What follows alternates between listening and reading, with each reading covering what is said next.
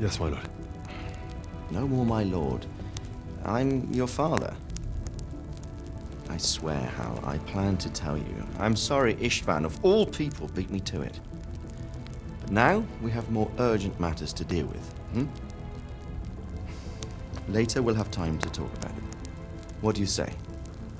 As you wish, my lord. Father. Sir, a message has arrived. What is it? Margrave Jobst is approaching with his retinue and wants to speak with you.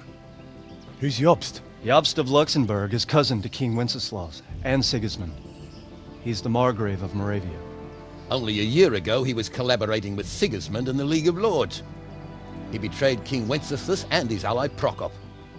Now, he's changed sides, appointed himself the leader of the rebellion against Sigismund, and wants to liberate Wenceslas. Whichever way the wind blows.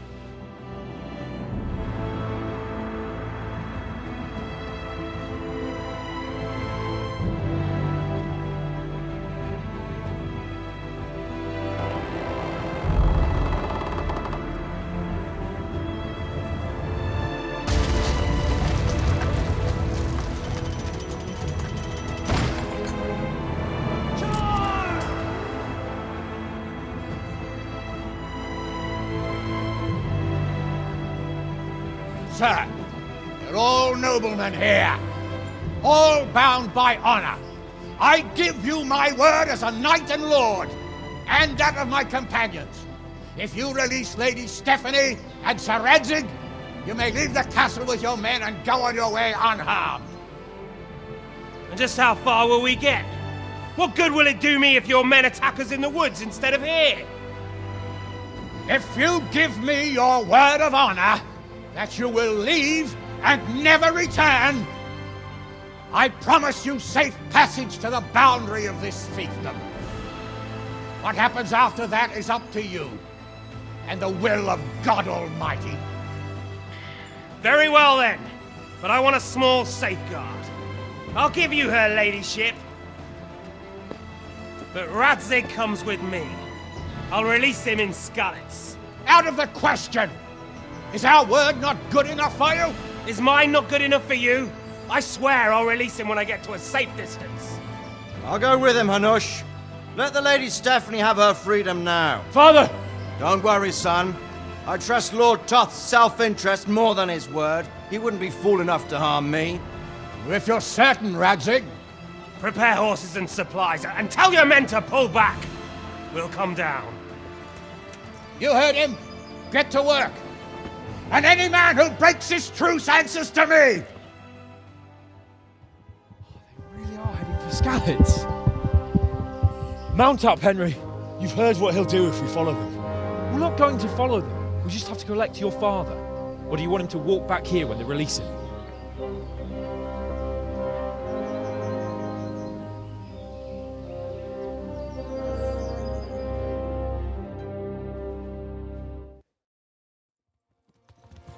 What will you do now? Not long ago, I only made plans 3 days ahead at most. Maybe I really could do something for Rattay and its people. Something really big. But there'll be plenty of time for that later. Yeah. This is quite a turnaround, isn't it? What do you mean? How long have we known each other? A few weeks? Something like that. Yeah. Before that, I was chasing wenches around Rattay and you were digging turns. Yeah. And now look at us. A pair of veterans. Yeah. I was an apprentice blacksmith, not a turnip digger. Same difference, you silly bugger. Yeah. What should I say to him? Don't worry. Yeah. It'll come to you. You'll see. Well, I just hope he'll be there. Alive.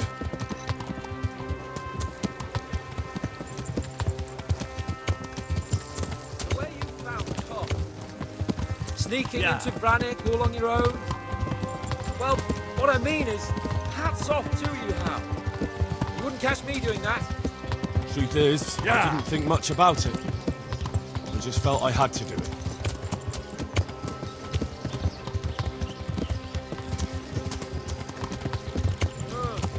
What do you think?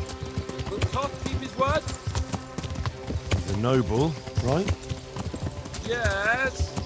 So am I. So Radzig will be there.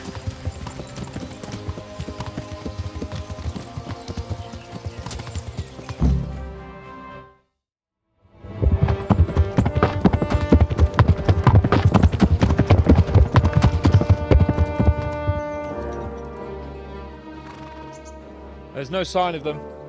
Move on.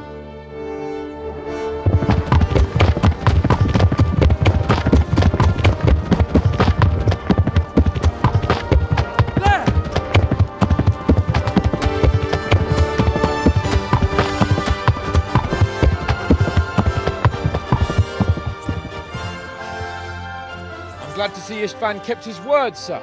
Not half as glad as I am, Your Grace. Well, we kept our word too. And now Toth has had his head start and he's fair game. Which way do they go? To the north, but I would be careful, Sir Hans. Fear not, Your Grace. I have twice as many men as he. Well, I won't keep you any longer. I'm sure the two of you have a lot to say to each other. Let's go!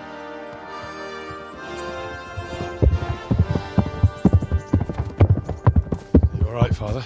I am. They treated me quite decently. Although they did steal my horse, so I'll have to go back on foot.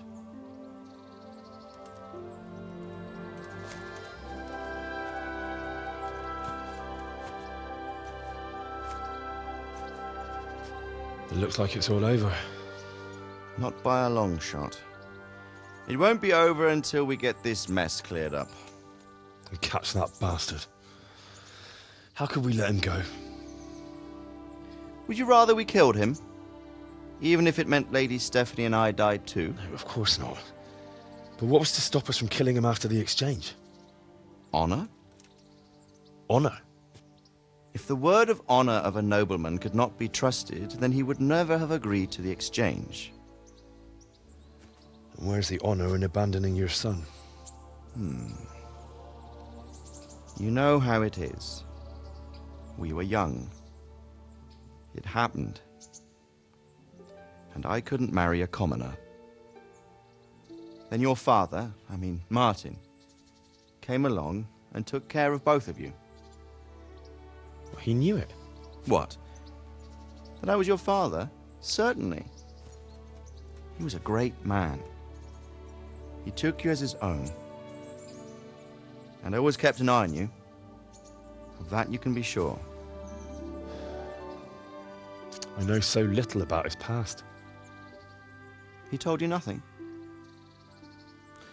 Oddly enough, even though you don't have his blood, you're very like him. When he was around your age, he became bored of his trade and set out to see the world. He lived through many adventures, even fought in a war. In a war? Yes, in Poland, I believe. And I don't think he cared much for it. That's why he wanted me to stay at home. He spent some time in Prague, then settled in Kuttenberg. But it seems he quarreled with someone there and finally ended up here. You know the rest. I loved him, but even so, I somehow always had a feeling I didn't quite fit in. It was in your blood, I suppose.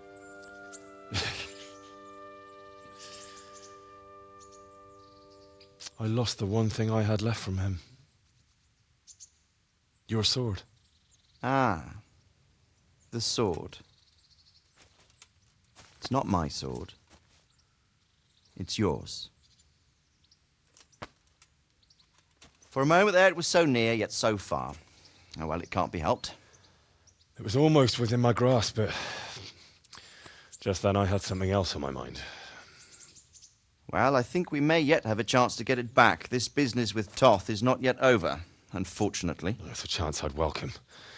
Not just to get the sword, but that bastard Istvan too.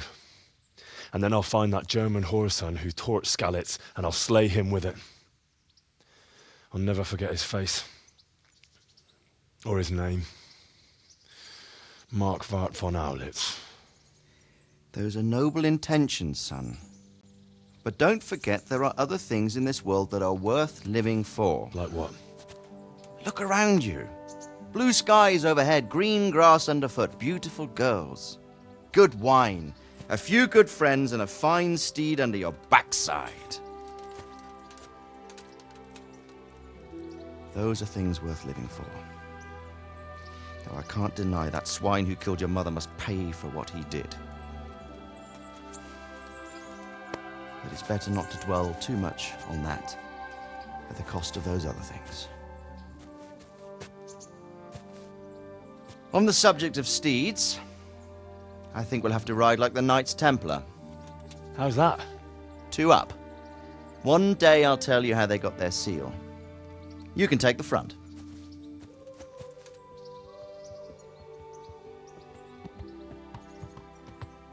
It's like I always imagined it would be, teaching my boy to ride. Although it would be better if you were a little smaller. My word, it's all go today, isn't it? I wonder who this is. I think I know. It's Margrave Jobst. The king's cousin? I wonder what he wants. I guess we'll find out soon enough.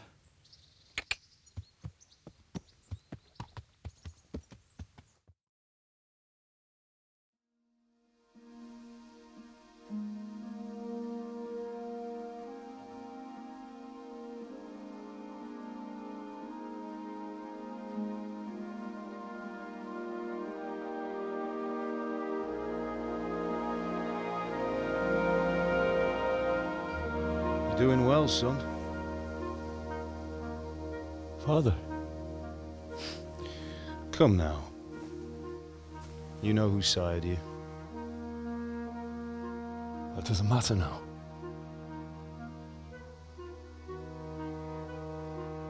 I miss you, Amar. I miss you very much. You'll be fine. We're proud of you. For what? I let you down.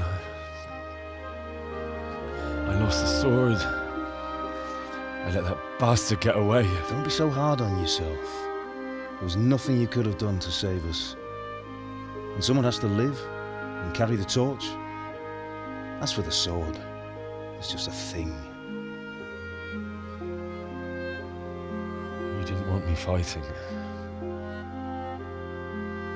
Now look at me. Standing up to evil isn't the same as sowing its seeds. You did what was right.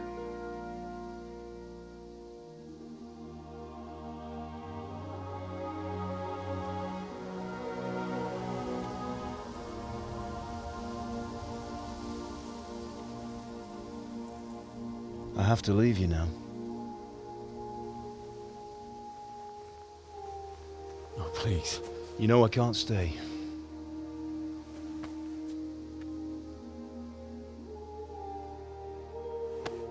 Will I ever see you again? God knows.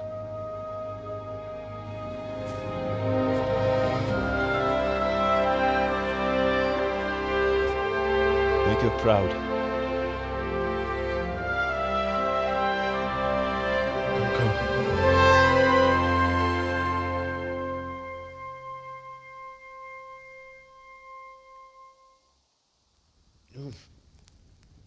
Don't go. Oh, don't go. No. What on earth were you dreaming about? I couldn't wake you, and it's well past dawn. Sir Radzig wants you at the upper castle. The lords are in council with Jobst. Right. I'll go straight away.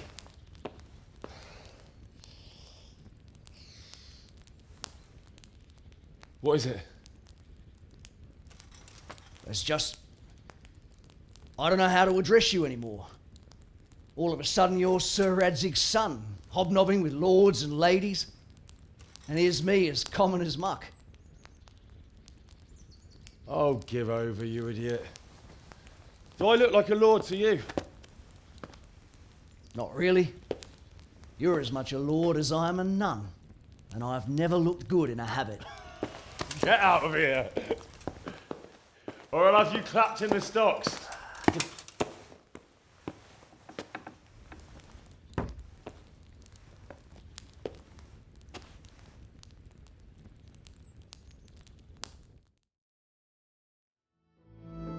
Ah, Hal. Are you going to the meeting with Margrave Jobst as well? I am.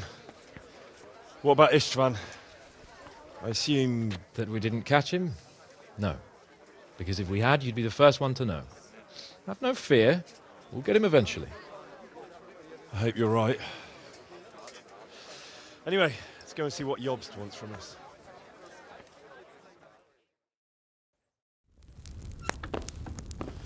My lords, Christ's blessings on you all. And on you, Lord Capon. And this is my son, Henry. I didn't know you had a son, Sir Radzig. It came as a bit of a surprise to young Henry, too. This gentleman here is John II of Liechtenstein, a member of my council. I'm honored, gentlemen. Come join us. Margrave Jobst was just about to tell us the reason for his visit. Your Grace? I'm sure we're all agreed, Your Graces, that all this unrest must come to an end. This kingdom needs a king. Question is, which king?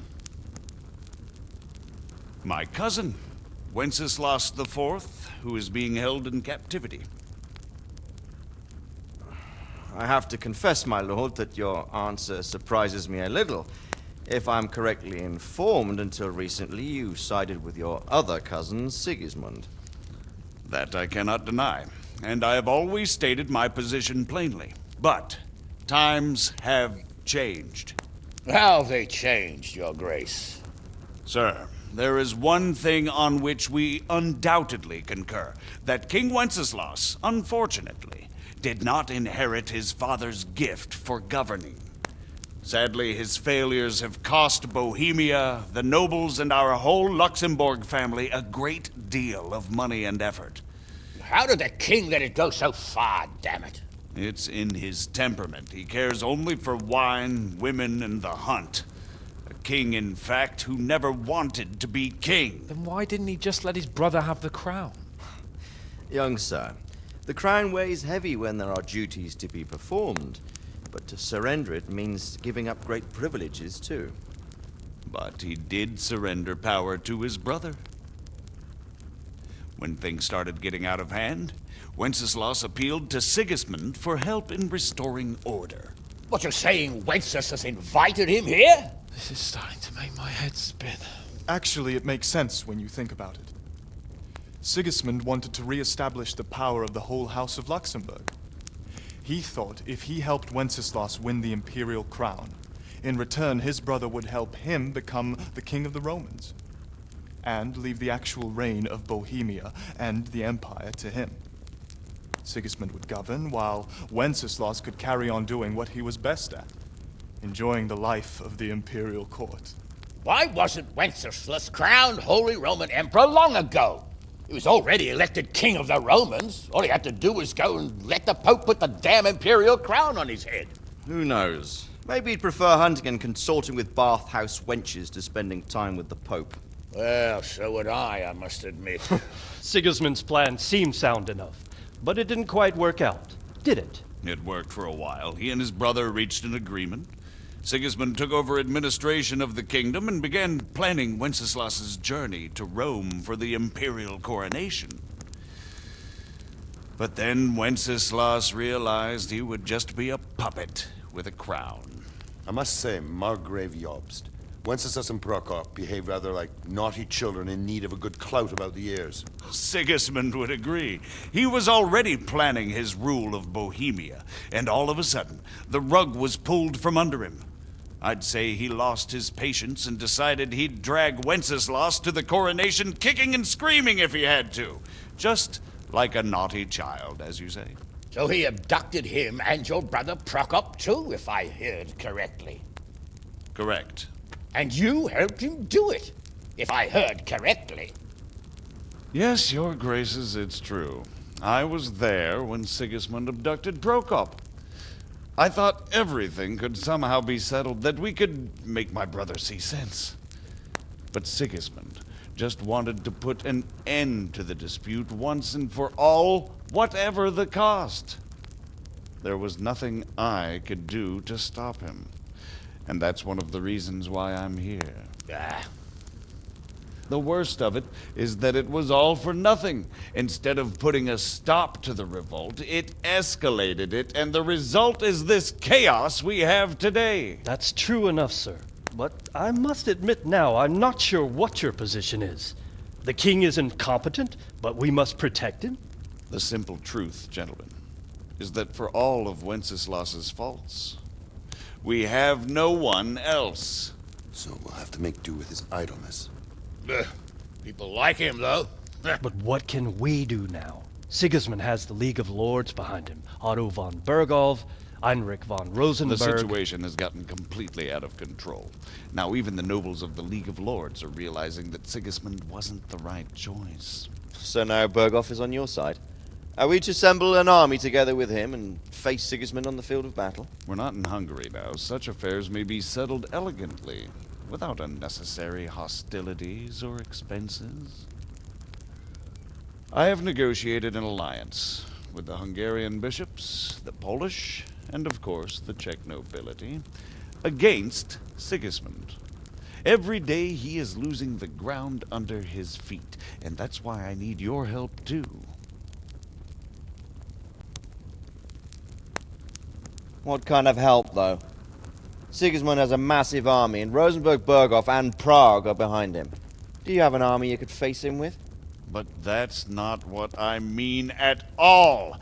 There's been a revolt against Sigismund in Hungary, partly due to my efforts, and now he'll have to choose whether he wants to gain the Bohemian crown, which is a very risky enterprise, or hold on to the Hungarian one. He can't have both.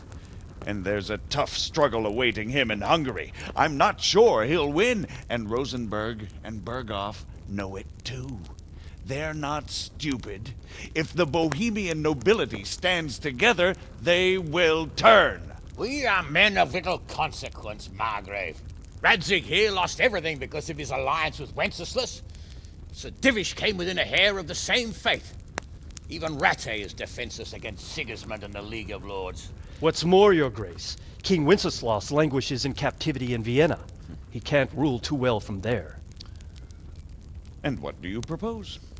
To sit with your arms folded till the Bohemian lands are turned to ashes like Skalitz? We have to put a stop to this senseless war! And do you know, sir, what the true position of the League of Lords is? I'm not on the best of terms with them at this moment, so you'll have to ask them yourselves. Yes. Why not? I'll go and visit Berghof at his castle and we'll see what he tells me. You know, that's not such a bad idea, young sir. True. Though a little risky. I doubt Berghof would harm a blue-blooded envoy. And you can find out what he has to say about developments and what the League of Lords is planning. Then we'll decide what to do next. I'll help you compose a letter to him. I'd like Henry to come with me. Why not? He's proven himself an able investigator, and he'll also be a good bodyguard if anything should happen. And I'll send Sir John here to Kuttenberg to be my eyes and ears there. I believe both your reports will help us get a better grip on the situation. When can you set out? Just as soon as I've packed my things. Excellent. Margrave Jobst and I will draft a letter. Get ready, and we'll meet back here.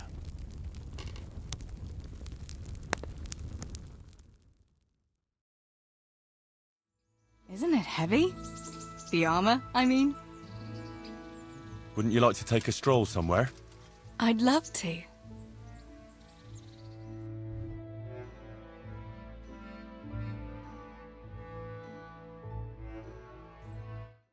Listen, Theresa.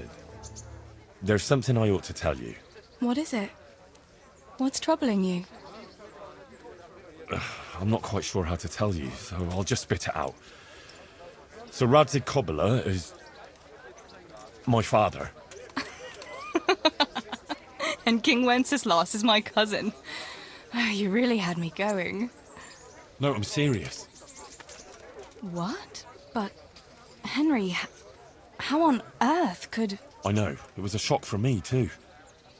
It turns out Sir Radzig and my mother had some... romance. Of course, he couldn't marry a commoner. And your father? I mean the blacksmith. God, that sounds so odd. I mean Martin. He knew Sir Radzig from way back. Martin... Pa married her before I was born, to protect her reputation, and raise me as his own. And Sir Radzig allowed it? Sure. Actually, I get a feeling the whole thing was agreed between them. Sir Radzig was glad she wasn't left alone with a child. My God, Henry, that's just... And what will that mean for you? I honestly don't know. You don't know? Well, it all depends on Sir Radzig, doesn't it? As his illegitimate son, I don't have any rights as such. Well, it's not like I've suddenly become a noble like Capon. And even though Sir Radzig has publicly acknowledged me, well, sort of, it hasn't really changed anything. And if Sir Radzig decided to make a real noble of you, would you want that? Me become a noble? Fine clothes, hunting, drinking wine from a gold goblet, and stuffed pheasant for breakfast? Ha! Of course! Who wouldn't want it? I think there's a little more to it than that, Henry. You'd have huge responsibilities. True. But anyway, it's not important what I want. A bastard will always be a bastard. I don't know. My pleasure. All sorts of things can change. Would you still care for me, a common millmaid, if you were a nobleman? Of course. I'll always be fond of you. Nothing will change that. I'll remember that. I hope you won't regret those words. No fear of that. Time passes so quickly with you, Henry. Come and see me again sometime.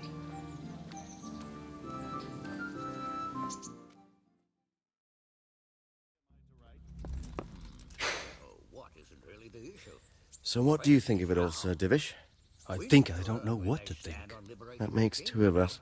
If I didn't know anything about Jobst, I'd say he's right and absolutely truthful. But I've heard too much about him already. Likewise. But I do feel he's the one with the best chance to put things right. Well, we'll see what we learn from Berghof. If the League of Lords stands with Sigismund, then our chances pale, in spite of everything Jobst said. We shall see. We shall see. So, it looks like you're off on a mission. Yes. I can't wait. I don't want to dampen your spirits, my boy, but watch out. These are evil times, and who knows what can happen along the way. Not to mention that Berghof is no saint. Don't worry. I know. You've shown you can fend for yourself, but do take care. You'll be traveling as Lord Capon's bodyguard. You'll be there to make sure nothing untoward happens to him. Keep your eyes peeled and your ears wide open. What Berghof tells you is one thing, but what you see may be quite another. Rest assured, Father. And don't get embroiled in anything else. Just hand over the letter, hear out his reply, and return. Yes. Very well. Berghof is at Trotsky Castle. I think you'll find it quite an eye-opener. It's one of the finest castles in the land. It's 3 days' ride from here, so unless you hit a snag along the way, you'll be back soon enough. Any questions? I'm getting a bit lost in the Luxembourg lineage. It all seems a bit too tangled. The Luxembourgs have ruled the Empire and Bohemia for almost 100 years now. Emperor Charles brought this land to prominence. When he was in power, things had never been so good. Wenceslas and Sigismund are his sons, but by different mothers. Jobst and Prokop are their cousins. They were entrusted with governing Moravia. But instead, they've been in a bitter armed feud for years. And now Sigismund's fallen out with Wenceslas. Wenceslas also had another brother, the youngest, John of Skalitz, who was most probably poisoned. They seem like a hot-blooded lot. It's hard to keep up with their affairs, since they tend to change their alliances from one day to the next. Who is he really, this Jobst? The cousin of King Wenceslas. He's the Margrave of Moravia. I admit I don't know what to make of him myself. Until recently, he was allied with the League of Lords. For a time, he even served Rupert of the Palatinate against the king. And now suddenly, he's reversed his position. I don't know what led him to do it, and one can't help being suspicious. It's best to keep a watchful eye on him, but he really is the leader of the resistance against Sigismund these days. We'll just have to see how it all turns out. Rupert of the Palatinate. That's a name I hadn't heard before today. Rupert is the Prince-Elector of the Palatinate. What's a Prince-Elector? The Prince-Electors are dignitaries of the Holy Roman Empire who have the right to elect the King of the Romans, who would then be crowned Holy Roman Emperor by the Pope. Rupert took the title for himself with the help of 3 other Prince-Electors, even though Wenceslas had already been appointed. Some of the nobility in the empire recognized Rupert's claim, but when he went to Rome to be crowned emperor, it turned into a fiasco. Now he's doing his utmost to get Wenceslas to acknowledge him, but so far without success. So, now we have 2 kings of the Romans. Jobst sided with Sigismund for a while, but now he's switched allegiance. He seems to do that quite a lot. I'm a bit concerned so many people seem to think so little of King Wenceslas. You knew him, didn't you? What's he really like? Well, there's no straightforward answer to that question. He certainly makes a great hunting and drinking companion, but he can be very fiery and impetuous when things don't go how he'd like them. He never had much of a head for high office. He finds it tiresome. But once a man's grasped the scepter, it's hard to let it go again. You can't just abscond. You've seen for yourself what happens when he disappears for a few months. Better a bad but legitimate king than a bloody war over the throne. Who is this Prokop that Jobst spoke of? Jobst's brother, the king's cousin. He and Jobst warred over Moravian supremacy for years. Then they were allies for a while, betrayed Wenceslas and sided with Rupert of the Palatinate. But after Sigismund abducted Wenceslas, Prokop fomented a revolt against him, and Sigismund had him captured. Politics. Make of it what you will. I, for one, can't make head or tail of it most of the time. The League of Lords and that Berghoff we're off to see. Who are they exactly? The lords of the powerful houses. Heinrich of Rosenberg, Otto of Berghoff, Heinrich of Radetz, and others. They're unhappy with the way their influence declined after Wenceslas surrounded himself with the lesser orders of nobility.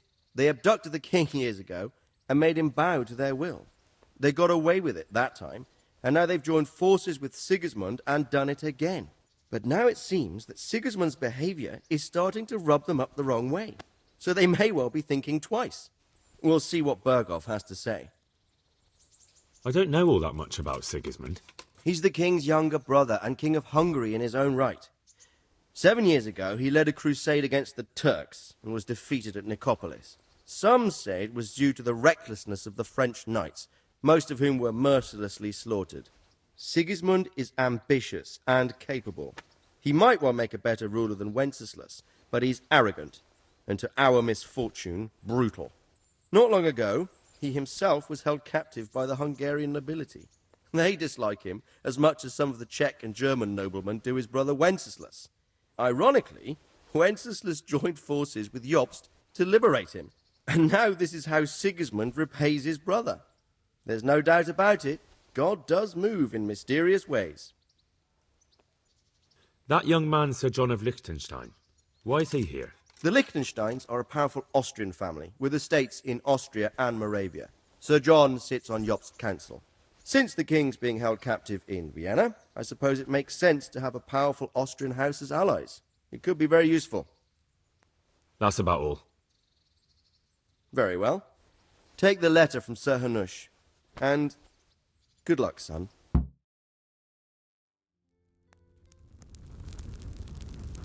I believe we have written it well, gentlemen. Without a doubt. No one could deduce from this whether we are Sigismund's allies or foes. I must travel back to Brno now, but soon I will go to Brandenburg and I will stop here on the way back. By then, Sir Capon should be back and we can discuss how to proceed. Right. Before you leave, my lord, there is one thing that gives me no rest. Why did Sigismund come as a foe? It makes no sense. If I may, sir, I think I can explain. Oh, please enlighten us, young sir. I live not far from Hungary, where Sigismund reigns.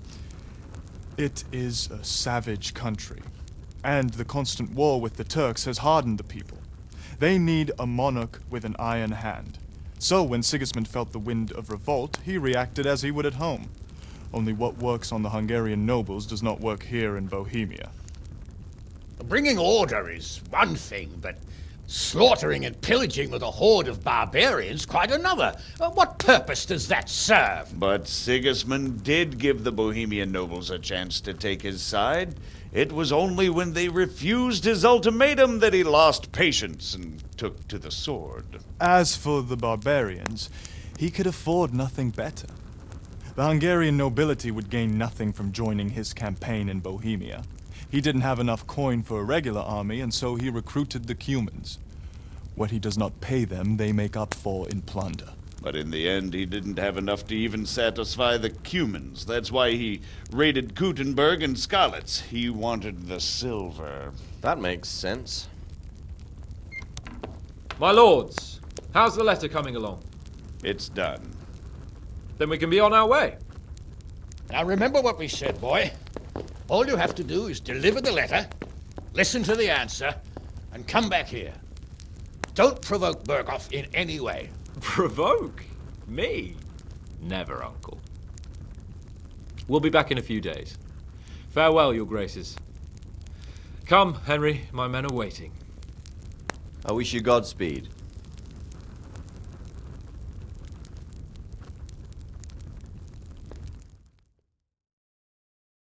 So, can we set off now, Henry? Of course. I can't wait. So, to horse! The Lord of Berghoff is bound to be waiting us eagerly.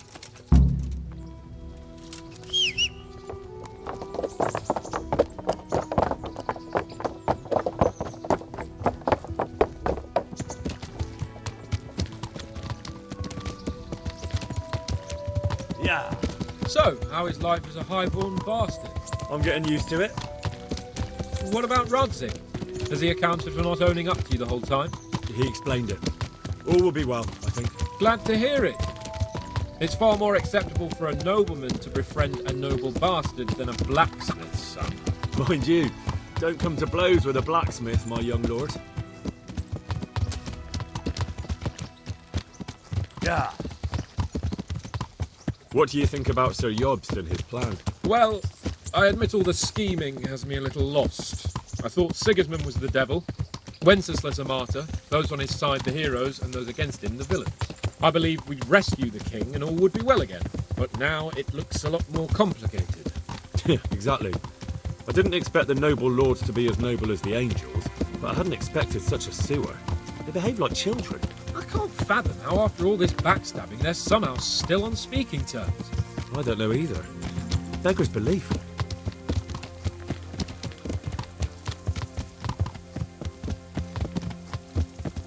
Did you know that King Wenceslas is such a...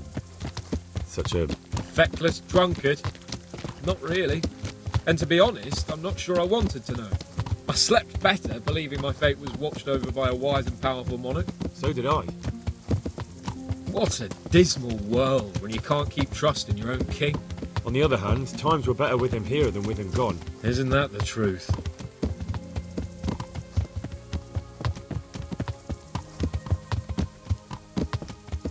What do you think of Sigismund? If I were him, I'd have had enough of my brother even sooner. But he's a monster. Look at what those hordes of his are getting up to here. What he did in Skalitz. True enough. On the other hand, if Wenceslas and Prokop hadn't double-crossed him, none of this would have happened. No one forced him to burn Skalitz. That's a fact. But he couldn't let them shit all over him either. Not that I'm defending him. He's a weasel. No doubt about that. Do you know anything about Prokop? Ha! Sir Hanush could tell you a thing or two about him. Why? Last winter, a certain Sir Jan Sokol of Lamberg, a well-known knight, or robber baron to some, tried to occupy the city of Iglau, which was on the orders of none other than Prokop. And what has that got to do with Hanush? Well, he was there with him. Of course, that's not something to brag about in front of Jobst. And what was it all about? They wanted to occupy a city that was on the side of the League of Lords, but despite there being several hundred strong, they didn't take it. For one thing, they couldn't get past the Iglau women, with their pitchforks and cauldrons of hot water. I would never have thought of Sir Hanush as such a rebel.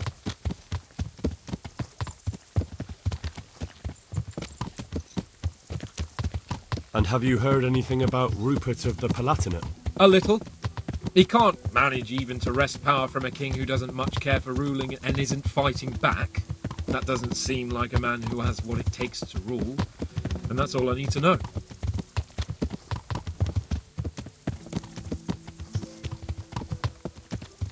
And that Bergoff we're going to see, do you know anything about him? I haven't heard much good about him, but I have a feeling that some other nobles are quite in awe of him. And his castle is apparently quite impressive. I'll be interested to see for myself.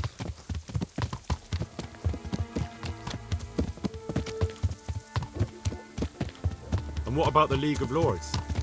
Wealthy, pompous. The king doesn't seem to like them much. He's chosen to let the lesser ranks of the nobility into his circle, men like your father. I admit I don't blame him one bit, but the lords weren't happy about their lost influence, so they put their foot down. If I were Wenceslas, I'd have let them hang after they abducted me the first time. But he gave them seats at the provincial council? Little wonder they're back in their old tricks.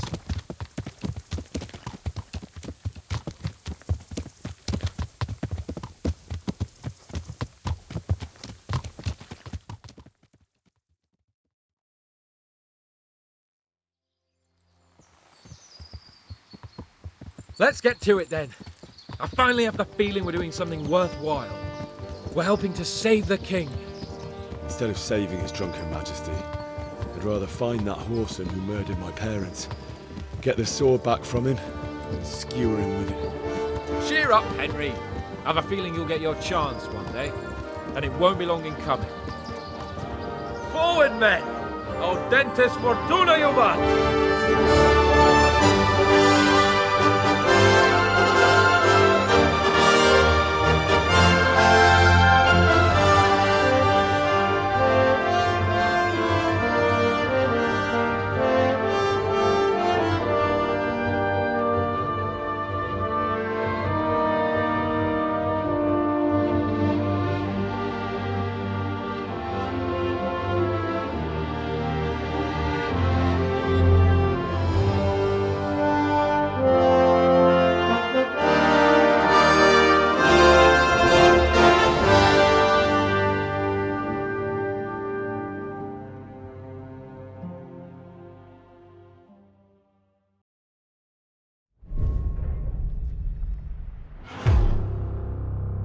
Is that what you really want, son?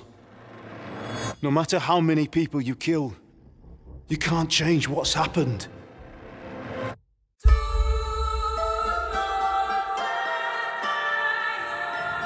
Audentes fortuna juvat!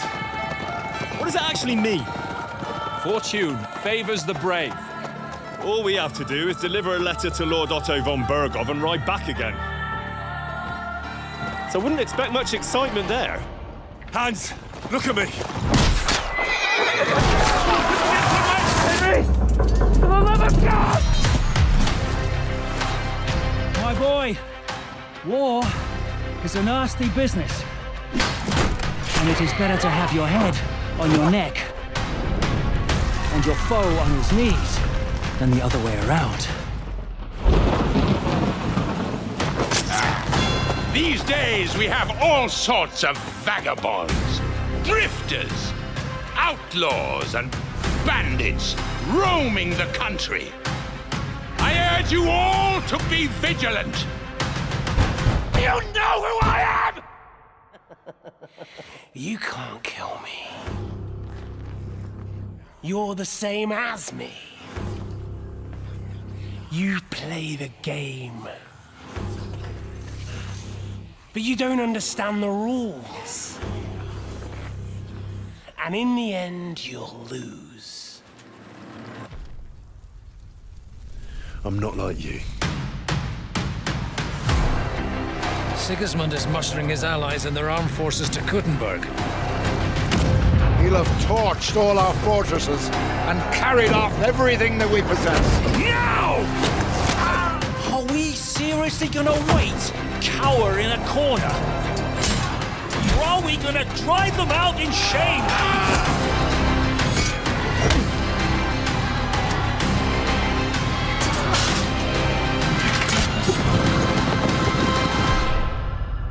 I remember everyone I killed. Are you sure you didn't kill someone's father or mother? War is a nasty business.